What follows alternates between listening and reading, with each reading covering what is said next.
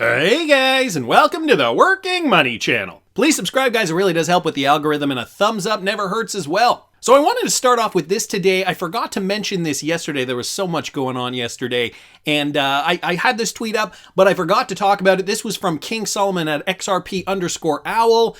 Pavo from ARK looks like they are going to support XRP. So, not insignificant news, but, not huge news either. It's great for the adoption, though, launching in Q3 of 2021, so I'm not entirely sure if they have launched already or not, if it did get delayed. Nevertheless, they are implementing XRP as part of their platform, so great news there. Just wanted to thank King Solomon at XRP_owl just for bringing that to our attention. The thing I wanted to really focus on today, guys, is XRP price and that next move up. How high are we going to go? Are we going to go straight to all-time highs, or, are we going to see some, ups and downs along the way? Well, I've been taking a look at the chart quite closely over the last few days, and I've been noticing some patterns that I wanted to share with you guys today. So right now, I've got XRP up here on the daily, and as of the time of this recording, XRP is trading at about $1.02, $1.03, just kind of vacillating in and around there. We did recently see a big dip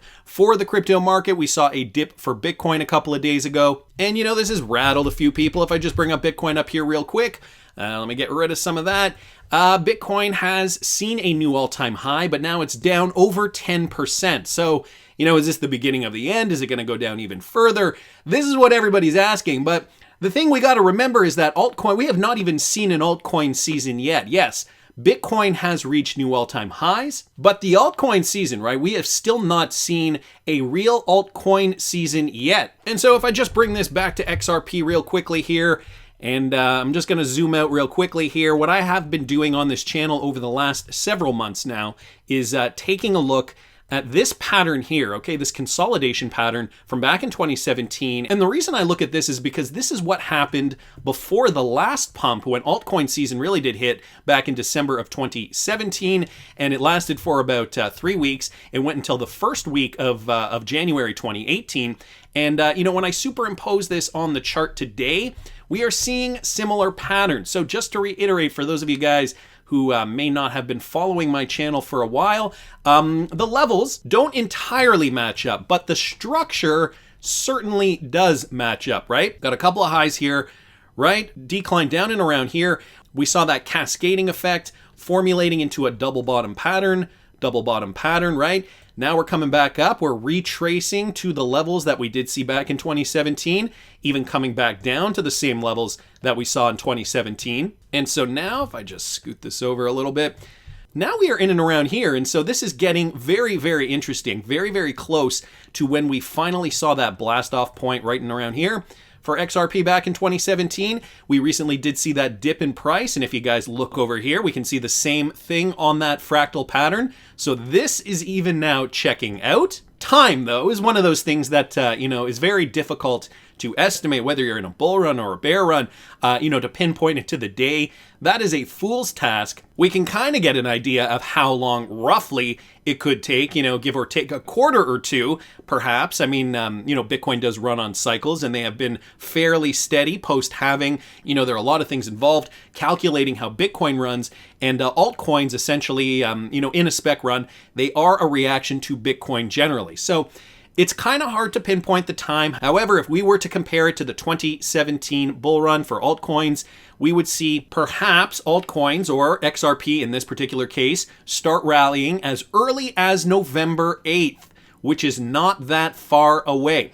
I'm not saying it's going to start rallying on November 8th, but what I'm saying is from this fractal pattern back in 2017, if we were to compare the timeline, that would be equivalent of what could happen today. So I'm going to get rid of this for a second, and I wanted to talk a little bit about what's going on in the market as a whole. So the Bitcoin bull market second leg has started. Some price analysts are suggesting this type of model, so the popular prediction model has been remarkably accurate in the past when it comes to forecasting Bitcoin's bearish and bullish cycles against its rising scarcity. They obviously talk about Bitcoin marking its $67,000 high recently and possibly hitting $100,000 by the end of the year. Plan B, creator of the popular Bitcoin stock to flow low S2F model called Bitcoin's price retracement from the $60,000 level, the second leg of what appeared like a long-term bull market. So I've talked about this idea in a former video about a prolonged Bitcoin bull run, which would indeed ultimately be good for everybody who holds crypto, whether it's Bitcoin, Ethereum, Litecoin. I mean, it kind of wouldn't matter any altcoin because the altcoins following Bitcoin, so XRP hodlers would be in a beneficial position as well. And if you guys didn't catch that video on the prolonged Bitcoin market, I do get into this in more detail. I'll see if I can find it. I'll link it up here in the top right-hand corner for you guys. So this is what Plan B is saying. In doing so, this anonymous analyst cited the stock-to-flow ratio model, suggesting that Bitcoin could continue and reach higher than $100,000, could even go as high as $135,000 by the end of the year. But ultimately, the price projection model insists that Bitcoin's value will keep on growing until at least $288,000 per token due to another halving event that will happen in the coming years, an event that takes place every 4 years and reduces Bitcoin's issuance rate by half against its 21 million supply cap. So that all has to do with the Bitcoin supply and the halving. I'm sure some of you guys already probably know about that. Each event decreased the cryptocurrency's new supply rate by 50%. So this just continues to talk a little bit about the halving. The third halving caused the price to jump from $8,700 as high as $66,999. So that is giving us Bitcoin price from the time of the halving up until its recent all-time high. That is a 667.5% increase. So far, stock to flow has been largely accurate in predicting Bitcoin's price trajectory, as shown in the chart below, leaving the bulls with higher hopes that Bitcoin's post-halving rally will have its price cross the $100,000 mark. And so I do show this stock to flow ratio model for Bitcoin in that video. So do check it out, guys, if you're interested in understanding kind of the theory behind this and why Plan B specifically is suggesting that we could see this prolonged Bitcoin cycle. I mean, there are arguments for a prolonged Bitcoin cycle. Of course, this would behoove everybody in crypto, as I'd mentioned. I mean, I don't want to get my hopes up. I don't want to say that is definitely happening for sure. But like with everything, there's pros, there's cons. It's certainly worth checking out. Despite the higher price projections, Bitcoin can still see big corrections in the future. So this is part of it too, right? The fact that even if we do see a prolonged Bitcoin cycle, I'm just going to bring up Bitcoin here real quickly for you guys on the daily. We will continue to see, if we do see a Bitcoin cycle, we will continue to see these, typically, these types of corrections here that we saw for Bitcoin from back when it posted its last all-time high into mid to late June, right? So that was a 55% correction for Bitcoin before it started marching its way back up again, reaching a new all-time high, and now we're seeing that little 10-11% correction as of today. So that's just summing up what some analysts are suggesting is going to happen for Bitcoin, guys. I'll link this in the description of the video if you want to read further. So there was also this, which I think is big news with regards to the U.S. specifically. FDIC chair says she is trying to work with the OCC and Federal Reserve to create a way for banks to be able to custody crypto. So this, regulatory clarity, this is all coming fast and furiously as well. Federal Deposit Insurance Corporation, or the FDIC chair, Jelena McWilliams, one of the country's top financial regulators, believes it's time to allow banks to hold cryptocurrency, such as Bitcoin, for themselves and their clients. So they want to get this nailed down. I think that we need to allow banks in this space while appropriately managing and mitigating risk. She did this interview with Reuters at the Money 2020 conference in Las Vegas. McWilliams comments that an interagency team comprised of staff at the FDIC, the Federal Reserve, and the Office of the Comptroller of the Currency, or the OCC, look to wrap up their work on coordinating cryptocurrency policies for U.S. banks. She says, and here's a quote, "My goal in this interagency group is to basically provide a path for banks to be able to act as a custodian of these assets, use crypto assets, digital assets as some form of collateral." McWilliams said at the event, she indicated that the group will look at rules for holding cryptocurrency on their balance sheet, something public companies such as Tesla and MicroStrategy are already doing. So she's citing those big companies that have already kind of taken a step into the crypto world, companies that, want to diversify somewhat, perhaps hedge themselves against the U.S. greenback, which, it's not just the greenback, it's currencies all over the world, fiat currencies prone to inflationary practices because of the recent pandemic that we are hopefully at the tail end of at this moment in time. If this feels like deja vu, it kind of is. Under Trump-era appointee Brian Brooks, formerly Coinbase chief legal officer, the OCC established rules in June of 2020, allowing federal banks and savings associations to take custody of crypto assets on behalf of clients. So Brian Brooks took a step forward in that regard. From safe deposit boxes to virtual vaults, we must ensure banks can meet the financial services needs of their customers today, Brooks said upon the release of a letter interpreting the agency's rules. This opinion clarifies that banks can continue satisfying their customers' needs for safeguarding their most valuable assets, which today, for tens of millions of Americans, includes cryptocurrency. But those rules were put on hold by the current acting comptroller of the currency, Michael Hsu, who took over in April.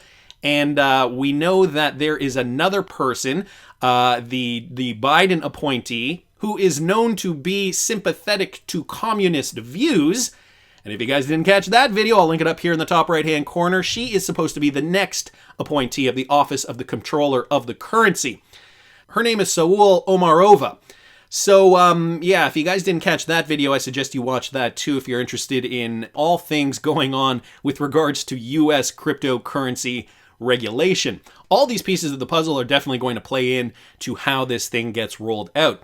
So some things we should be paying attention to. I also saw this, guys, from Michael at Val5 Links. Brace for impact. Wall Street is headed straight for Bitcoin. This is coming from analysts who are paying attention to this very closely. Wall Street has previously not been at the forefront of Bitcoin trading in the past. However, that looks positioned to change. The approvals of 3 Bitcoin ETFs, which we know have happened over the last week or so, have brought about more institutional interest in the digital asset, and Wall Street brokers are starting to turn their attention to the cryptocurrency.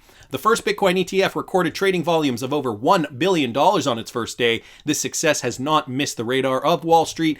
Analyst Christopher Brendler sat down with CoinDesk to talk about the future of Bitcoin in Wall Street. And according to Brendler, Wall Street brokers are getting increasingly positive about a Bitcoin investment. It is important to note that Bitcoin has outperformed both the NASDAQ and the S&P 500 year over year, as seen in a report, and they link the report here. And guys, I will link this article in the description if you want to read further. Ultimately, though, just kind of giving us, the sense that Wall Street, as we kind of already knew, Wall Street interested in cryptocurrency. They have been getting more and more interested over the last several months, certainly into 2021. This is the era of change for cryptocurrency. This is going to be a turning point for many in the cryptocurrency sector. I'm just happy I got into my crypto position when I did, because who knows if we will ever see a 20-cent XRP ever again. I am doubtful that we will. We may. Here's the thought.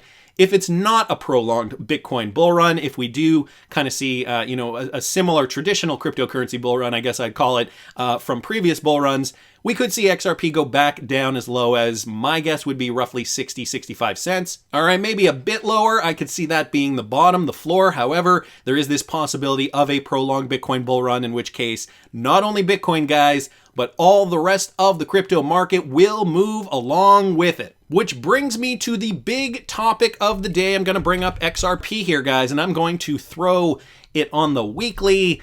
And we're going to take a look at the XRP trend, and I'm going to show you guys where my head is at with regards to this next move up. So first of all, I think we have to pay attention to, this thing that I keep bringing up time and time again with these higher lows for XRP on the chart, okay, ever since March of 2020. On the long term, we've got higher highs for XRP. This is traditionally positive for the bullish momentum moving upward. Okay, we are seeing this formulate what is looking like the Nike swoosh pattern on a larger scale. So that is also positive news. Just get rid of that for a second. And the other thing we got to notice here too, on the long term, again, guys, this is the weekly. We are now forming what is looking like another bullish pennant here on the weekly, which suggests we are going to keep moving upward. So again, these are all indicators suggesting positive movement for XRP. Something else that I do want to point out is during all this period, right, when we've been seeing XRP moving, we have generally seen very, very high volume events. Okay, right in here, high volume. Okay, mostly high volume. Right now we're seeing very low volume, yet we are also seeing the price go up. So that's not a bad thing by any means. But the volume, the interest, this is what we have to be paying attention to as well. So high volume, generally speaking, even though we are seeing low volume, we're also seeing the price going up. So there is certainly a demand for XRP. And as I was examining the former bull run for XRP back in around here, I was looking and I saw some similarities. And so here's what I'm noticing now. Again, guys, this is the long range forecast. This may happen by the end of quarter 4. This may happen at the beginning or in the middle of quarter 1 of 2022. We kind of don't really have a good grasp on when this is going to happen. There's a lot involved with markets, and there's black swan events that could affect the market. As we saw with the beer flu shutdown back in March of 2020, that certainly had an impact on cryptocurrency markets, but not only cryptocurrency markets, on broader financial markets around the world. But anyway, getting back to XRP and what I am noticing now. All right, so the cheaper the price, right, the easier it is for something to double. But what I noticed is something kind of inverted to that. But what I noticed is something kind of inverse to that logic here. Take a look at this, guys. If I take the bottom of March 2020, all right, and I throw this price tool up here and I just kind of drag it up to the top of that first move up, we got an increase of about 583% for XRP before it came tumbling back down. Now, this was in and around the time of the lawsuit. This is when the lawsuit was announced. Jay Clayton was stepping down. XRP is in court along with Ripple. And oh my goodness, the sky is falling. The sky is falling.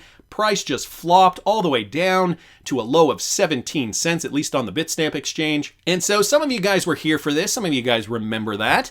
Yet, we still made a higher low than back in March of 2020. So that's positive to note, and that is something we should be paying attention to. This rally, 583%.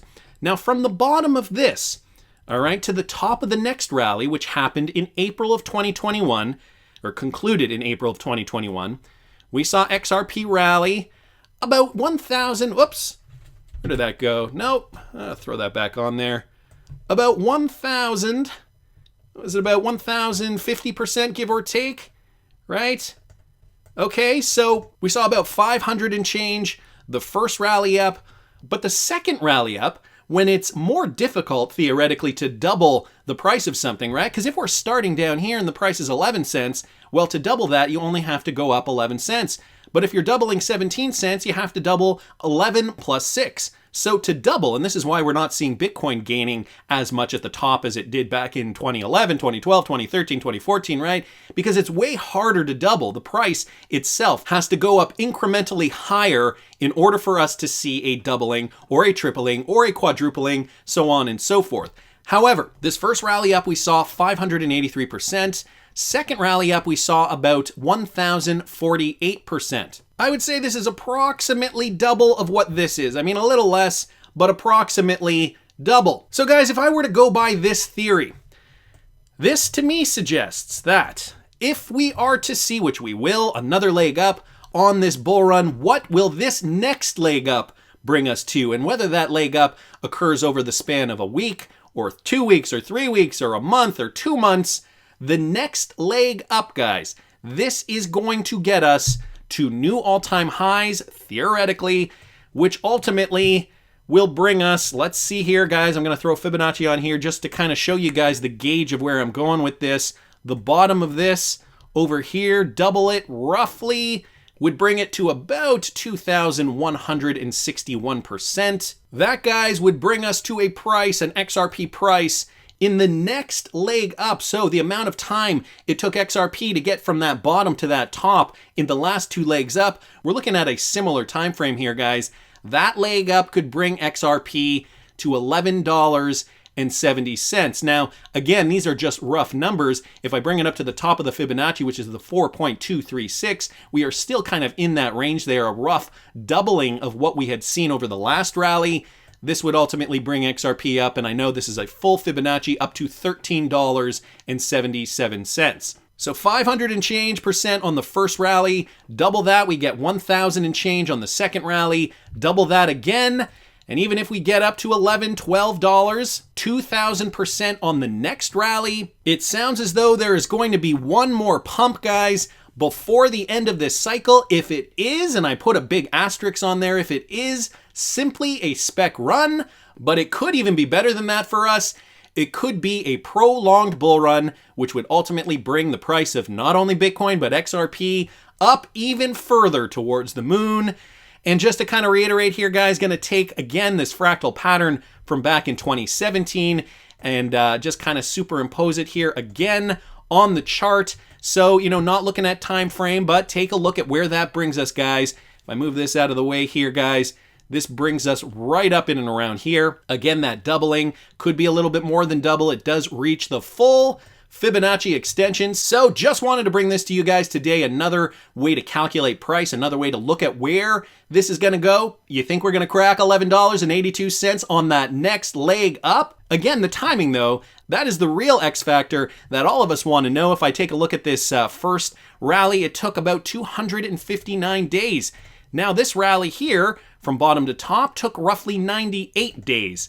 So where are we now? If we take it from this bottom here, guys, take it all the way to the top, well, currently we are at the 98-day mark today. So it looks as though it is going to take longer than that second rally up. Zooming in though, guys, and I have a weekly fractal over the daily chart, but I think you guys get the takeaway here.